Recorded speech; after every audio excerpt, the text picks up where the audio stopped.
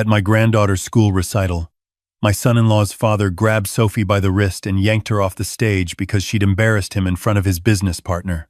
My son-in-law stood 6 feet away and looked at his watch. My daughter started to cry silently, the way people cry when they've learned that crying out loud only makes things worse. I set down my program, folded it neatly, and excused myself to get some air. They had no idea who I was. They never had. Before I get to what happened next, I need to go back to the beginning. Not all the way back, but far enough that you understand what I walked into that evening and why what followed was, in my estimation, entirely proportionate.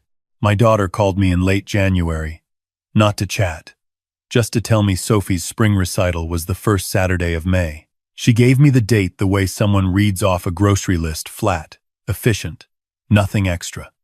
I asked if everything was all right. She said yes. I asked how Sophie was doing. She said fine. I asked how she was doing. There was a pause just long enough to notice. Fine, Daddy. We're all fine. I'd been hearing that particular version of fine for almost 3 years. I drove up from my house in Crossville to Nashville that Friday evening.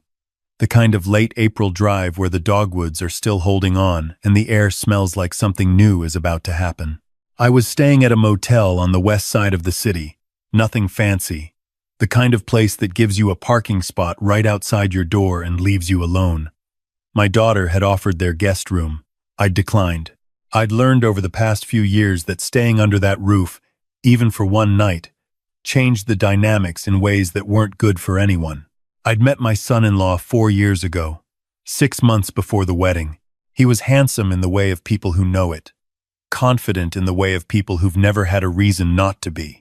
He worked for his father's commercial real estate development company, a Nashville firm called Harmon Group, which had its name on 3 buildings downtown, and its logo on enough sponsored events that it was hard to avoid. He was polite to me at dinner that first time, attentive, asked questions about my work. I told him I was retired.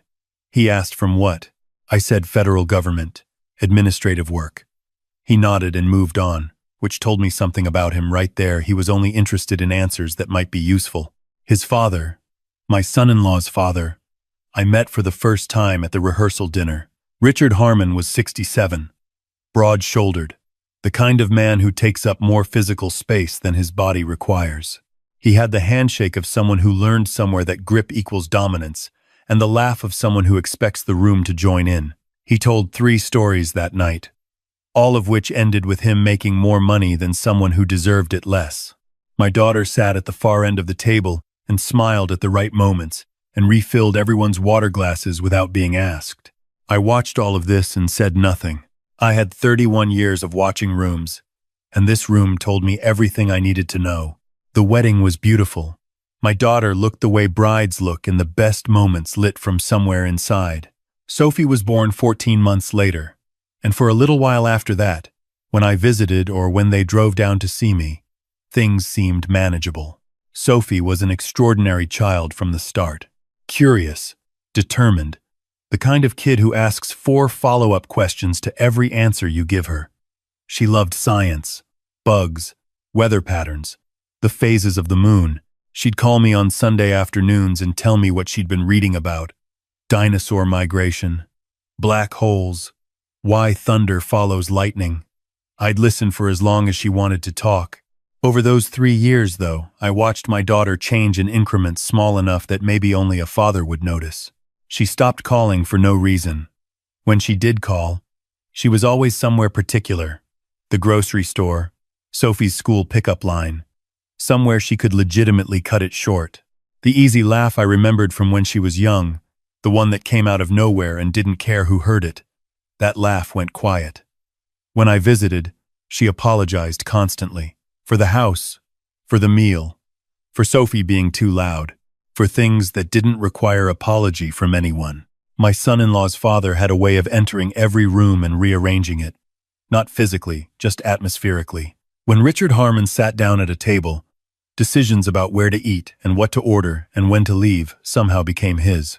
My son-in-law deferred to him completely, not out of love but out of habit, the way people defer to weather. And my daughter had learned to defer to my son-in-law, which meant that somewhere in the chain, She had stopped existing as someone with preferences. I watched all of this. I said very little. I had reasons for that, which I'll get to. The Saturday of the recital arrived gray and warm, the kind of spring day that can't decide what it wants. Sophie's school, a small private academy in Belle Meade, had set up a combined science fair and performance evening in their gymnasium. Children had built displays along the perimeter of the room: volcanoes, solar systems, water filtration models, and in the center, a small stage had been assembled for musical performances and the school's fifth-grade presentation on environmental science. Sophie's display was in the back corner. She'd spent 6 weeks building a model of a weather station, real instruments, a working anemometer she'd constructed from foam cups and pencils, a barometer she'd calibrated herself. She'd written a 12-page report on local climate patterns that her teacher had described in a note sent home as remarkable for her age. I arrived early and found her immediately, standing at her display table in a blue dress, explaining something to another child with her hands moving the way mine move when I'm engaged in something I care about. When she saw me, her face did what Sophie's face always did when she saw me. It opened up completely. No filter. Just joy. "Grandpa." She ran to me, and I caught her and held on for a moment. She smelled like the grape lip balm she'd been obsessed with since winter. I set her down and she pulled me by the hand to her display and told me everything. The instruments, the data she'd collected, the graph she'd made of wind speed measurements over 30 consecutive days. My daughter arrived 20 minutes later with my son-in-law. She hugged me carefully, like someone hugging around a sore place. She looked tired in the way of people who've been tired long enough that they don't mention it anymore. My son-in-law shook my hand and said, "Good to see you," and looked at his phone. Richard Harmon arrived at 6:15, which was after the gymnasium had filled, and just before the stage presentations began. The entrance of someone who has decided that being on time is for people with less going on. He brought a woman I hadn't met before, younger than his son, introduced as a colleague from a development project they were pursuing in Franklin. Her name was Diane. She had the polished, alert energy of someone at a business dinner who is simultaneously enjoying herself and collecting information.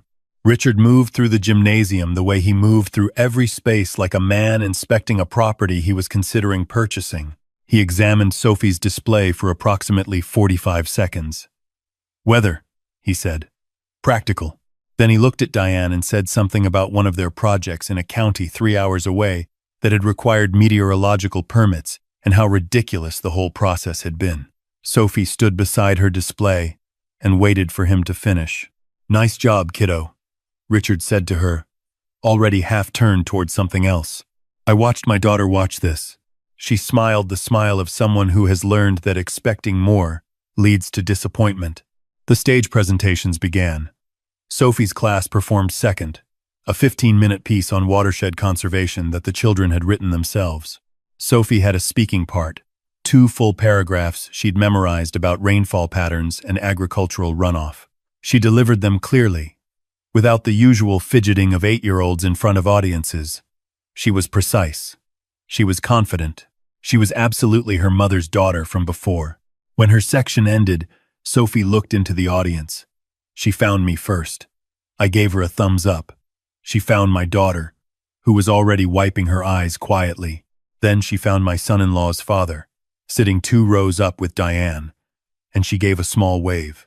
Richard Harmon, apparently in the middle of saying something to Diane, missed it entirely. He was describing, from what I could gather, a zoning dispute that had gone in his favor. Sophie finished the performance and came off the stage and went directly to my daughter. She hugged her mother around the waist, and my daughter bent down and whispered something in her ear, and for just a moment the two of them were in their own world, complete. Then my son-in-law's father came forward. He told Sophie she'd done well, then immediately pivoted to telling Diane that public speaking was a skill most people never developed properly, and that he'd made his son take speech courses at 14. He talked for several minutes about his son's accomplishments, standing directly in front of Sophie's display as he did so, effectively blocking her from view. Sophie stood to the side, holding her program with both hands, listening politely. Diane, to her credit, eventually said something about Sophie's weather station, how detailed it was, How impressive for a child her age. Sophie's face lit up. She started explaining the anemometer construction, how she'd had to recalibrate it twice because the first measurements were skewed by the position of the school building's corner and the way it channeled wind.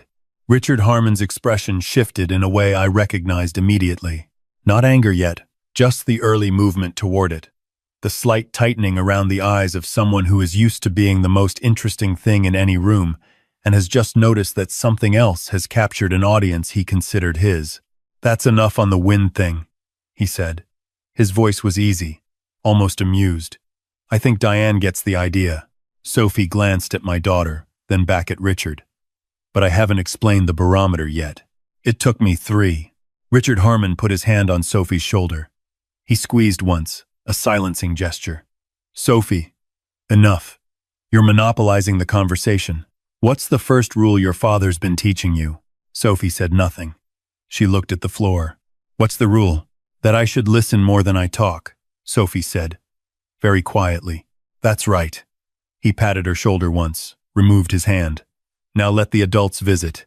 I was watching my daughter during this. She had gone very still.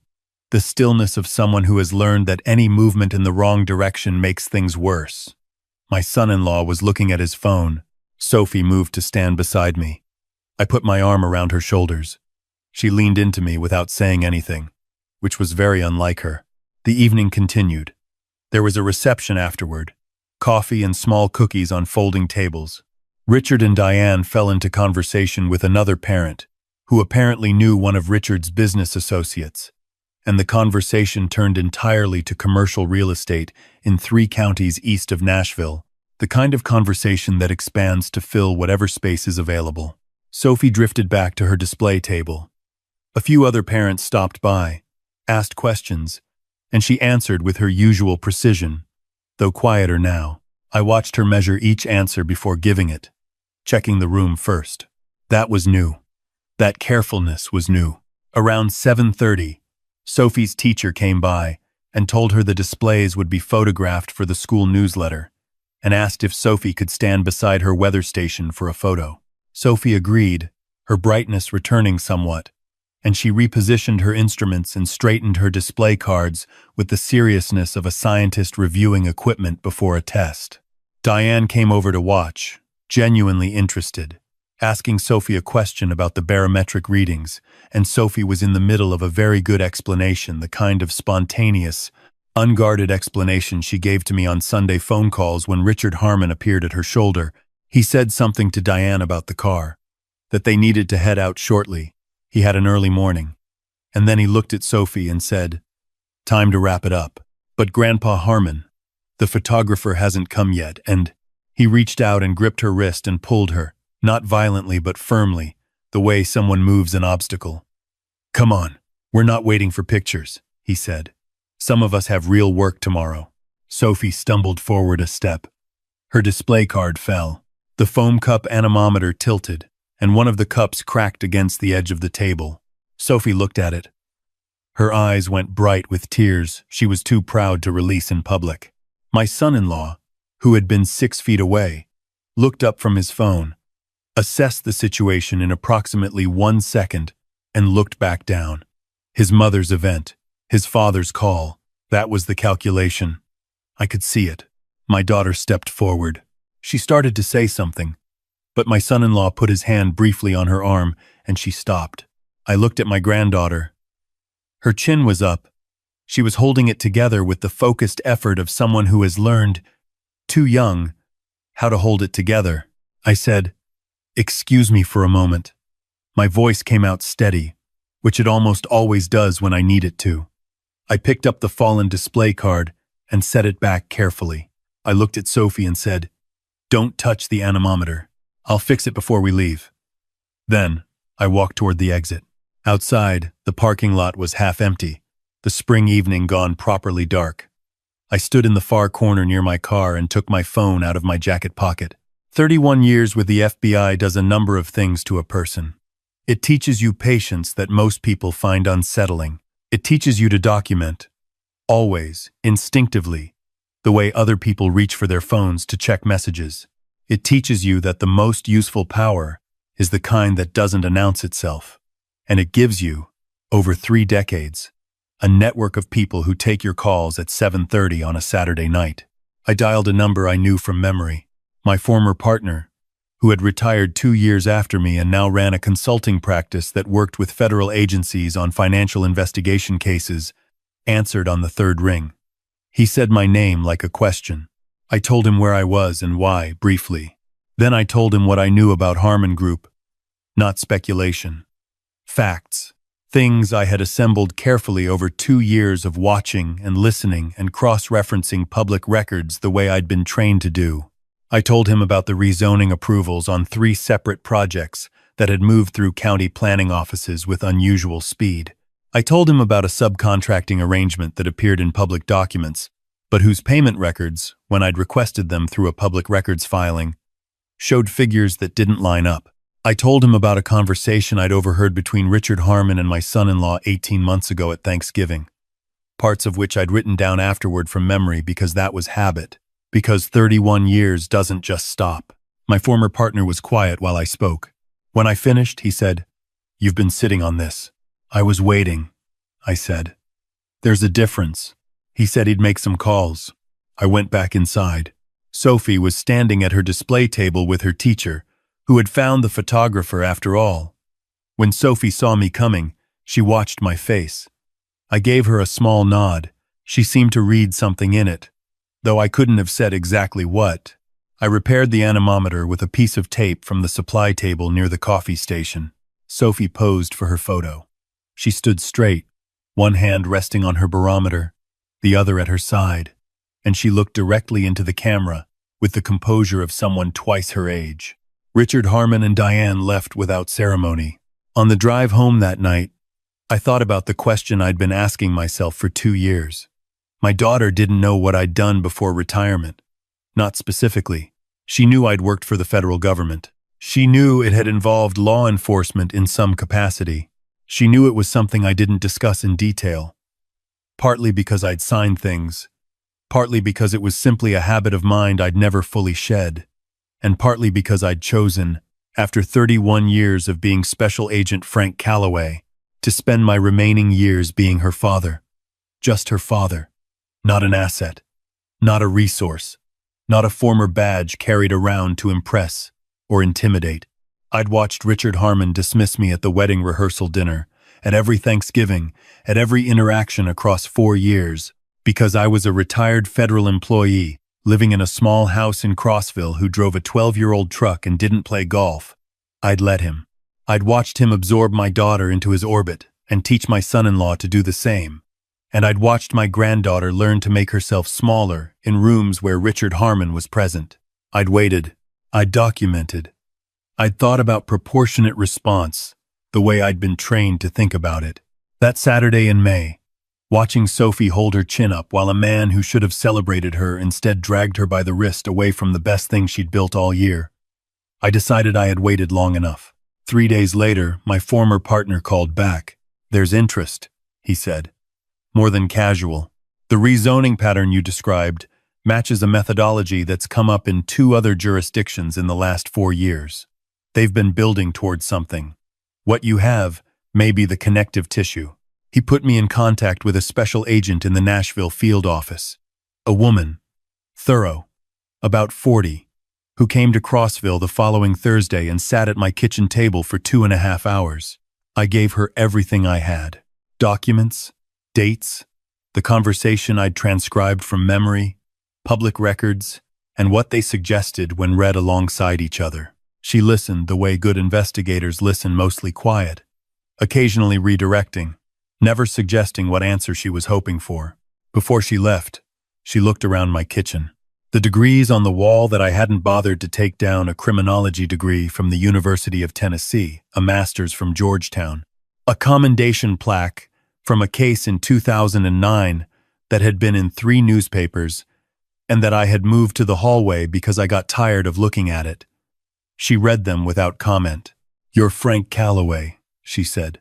"The Frank Calloway. The Mercer trafficking case." I told her that was a long time ago. She nodded once. Then she drove back to Nashville, and I went and sat on my back porch, and listened to the birds for a while. My daughter called that evening. She sounded smaller than usual, which was hard to calibrate because small had become her baseline.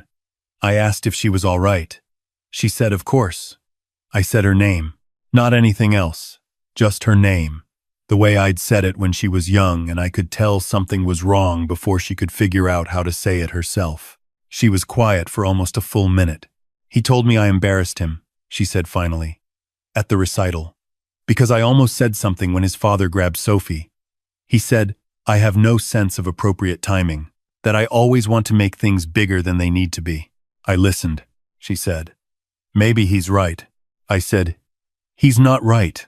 She said, Daddy, you don't know everything that. I said, I know you. I know who you were before, and I know what I'm watching now, and they are not the same. She didn't say anything. I said, you don't have to do anything right now. I just need you to know that when you're ready to move, I am standing right here. She said, okay. She said she had to go start dinner. She said she loved me. 6 weeks later, the Nashville field office executed search warrants on the offices of Harmon Group. The affidavit, which I only learned about through my former partner, who had been looped in as a consulting resource, laid out a pattern of bribery involving 3 county planning officials across 2 development projects totaling roughly $14 million. There were also questions about subcontracting funds that appeared to have been diverted, the precise irregularity I'd identified from the public records. I was at home when it happened. I watched the evening news and saw the exterior shot of the Harmon Group offices and the brief segment that followed. Richard Harmon had declined to comment. His attorney had issued a statement about cooperating fully with any inquiry, which is the statement attorneys issue when they haven't yet had time to decide what they actually want to say. My daughter called me 20 minutes later. Her voice was different. Still careful, still quiet, but something had shifted underneath it. The way the ground shifts after rain. She said, Dad, they're saying it's been going on for years. She said, Marcus, as she stopped. She started again. Marcus is on the phone with a lawyer right now and he's... She stopped again. I said I heard. She said, did you? Her voice did something complicated. She said, did you know about this? Did you do something? I told her the truth, which was that I had reported information I had observed and documented over time to the appropriate federal authorities, and that everything that was happening was the result of what those authorities had found when they investigated. She said, you reported them to the FBI. I said, yes. She said, how did you know who to call? How did you know? I said, sweetheart, I was with the FBI for 31 years. The silence was long, not uncomfortable, just long. She said, you worked for the FBI. I said, I was a special agent. I retired in 2019. I moved to Crossville and took up birdwatching, and I didn't tell you because I wanted to be your father, not your asset, not a tool, not the man with connections, just your father. Another long silence. She said, all the times Richard called you a small-timer, all the times Marcus said you didn't understand how the real world worked. I said, people tell you a great deal about themselves when they think you're powerless. She started crying, not the silent kind she'd been doing for years, the real kind, the kind that means something, has finally cracked open that needed to. She said, I need to leave him. I've needed to leave him for a long time and I didn't know how to start. I said, I'll be in Nashville tomorrow morning. She said, okay. I was there by 9. She met me at the door. Sophie was at school. The house was very quiet in the way that houses are quiet when something significant is ending. She took me through 3 years in 2 hours. Not the summary version she'd been giving me, but the full version, the one she'd been storing. The systematic undermining, the way my son-in-law had learned from his father to dismiss her contributions and then credit himself with the results. The way she'd learned to apologize preemptively. The way she'd begun to hear Richard Harmon's voice in her own head every time she was about to say or do something that came naturally to her. The way Sophie had started, just in the past year, to silence herself in certain rooms. I listened. I did not rush her, or redirect her, or offer solutions until she was finished. When she was finished, I told her I had a contact at a family law firm in Nashville that I had used before on a case, years ago. A woman who was thorough and precise and could move quickly when the situation called for it. I told her she would need to move before my son-in-law or his father could gather their resources, and that speed was going to matter. I told her that Richard Harmon's legal situation was going to occupy significant bandwidth for everyone involved in that family for the foreseeable future, which would limit their capacity to complicate her case. My daughter looked at me for a long moment. She said, "You've been thinking about this." I said I'd been thinking about this for 2 years. She said, "Why did you wait?" I said, "Because you weren't ready." I was, but you weren't. And this had to be your decision, not mine. Her eyes filled again. She shook her head slowly. She picked up the phone. The attorney filed for divorce the following week and petitioned for a temporary protective order based on a pattern of coercive control, supported by a detailed account my daughter had provided, and several pieces of documentation I had helped her identify and preserve over the preceding 2 years. Financial records, text messages, a log I'd encouraged her to keep quietly, which she had, for 14 months, without ever telling anyone she was doing it. My son-in-law's attorney attempted to characterize my daughter as unstable, citing her anxiety and weight loss as evidence of unfitness. My daughter's attorney countered with a behavioral health consultant who testified about the documented physiological effects of long-term coercive control. The narrative collapsed quickly. Richard Harmon, managing his own mounting legal difficulties, was in no position to provide the kind of financial and legal backstop my son-in-law had always relied on. The indictment came down in August. 2 counts of bribery of a public official, 1 count of wire fraud. The evidence was substantial. A pattern across multiple projects, multiple officials, meticulously documented. His attorney negotiated, but there wasn't much room to negotiate toward. The planning officials implicated cooperated with prosecutors. Harmon Group's assets were frozen during the investigation. The downtown buildings with the corporate name on them remained, but the name meant something different now. My son-in-law, in the chaos of his father's legal situation and his own dissolving marriage, made a series of decisions that his attorney later described, I was told, as suboptimal. He attempted to transfer certain marital assets without disclosure. My daughter's attorney discovered this through standard financial investigation and brought it before the court. The judge's response was not favorable to my son-in-law. The divorce was finalized in early October. My daughter and Sophie moved into a small rental house in East Nashville, in a neighborhood with a good elementary school and a coffee shop she could walk to, and a backyard where Sophie immediately began planning a garden. The settlement was fair, more than fair, once the hidden asset transfer had been accounted for. On the day they moved in, I drove up from Crossville with a truck bed full of things I'd been quietly accumulating. A good kitchen table, bookshelves, a telescope for Sophie's bedroom window better than the one at my house, with a proper mount and a star map application that could tell her exactly what she was looking at in real time. Sophie stood in the middle of her new bedroom and spun in a slow circle, taking inventory. She said, "Can I put my weather station by the window?" I said there was no better place for it. She helped me carry the shelves in. That evening, the 3 of us sat on the back porch as the light went out of the sky, eating pizza from a box because no one had thought to unpack the kitchen properly yet, and it didn't matter at all. Sophie had her star map application open on my daughter's phone and was identifying constellations with the focused authority of someone who has been studying this for some time.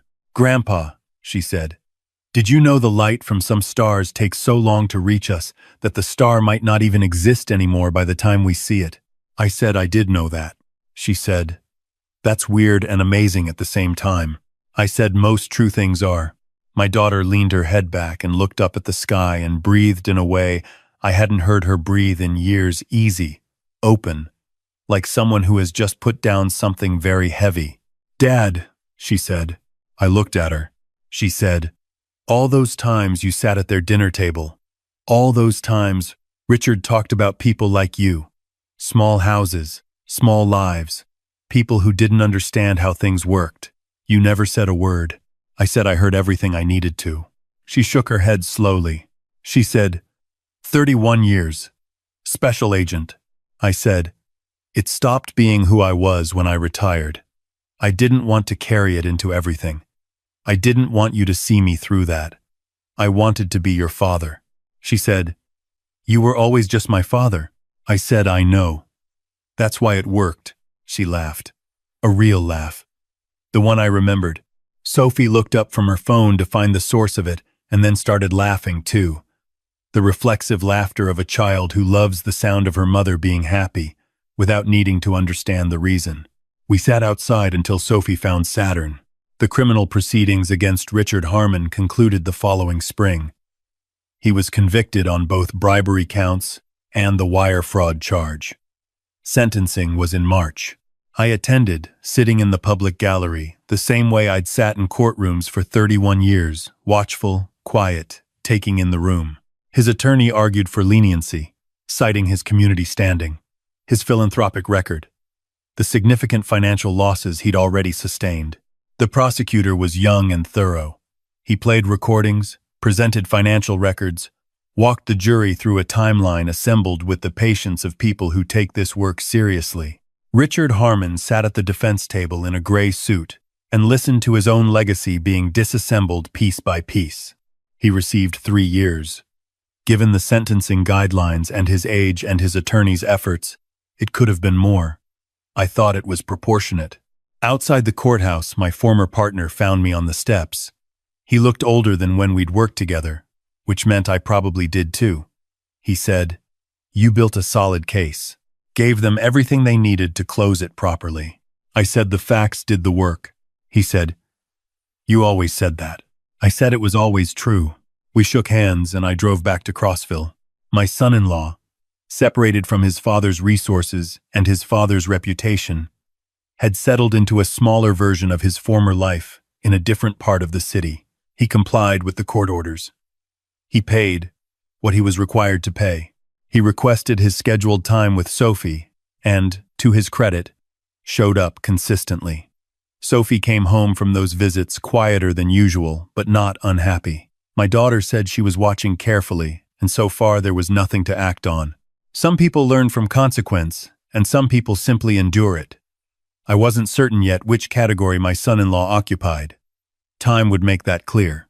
One Sunday afternoon in April, Sophie called me from my daughter's phone, which was how she always called because her mother hadn't given her her own yet. "Grandpa Harold," I said. "This is he." She said, "I want to be a meteorologist when I grow up." I said, "What happened to marine biologist?" She said, "I can be both. They study ocean weather. It's called tropical meteorology." I said I didn't know that. She said, "Also I want to work for the National Weather Service because they fly planes into hurricanes to collect data." I said that sounded about right for her. She was quiet for a moment, the way she got when she was moving towards something. She said, "Grandpa, Mom told me you used to catch bad guys." I said I did, for a long time. She said, "Is that how you helped us?"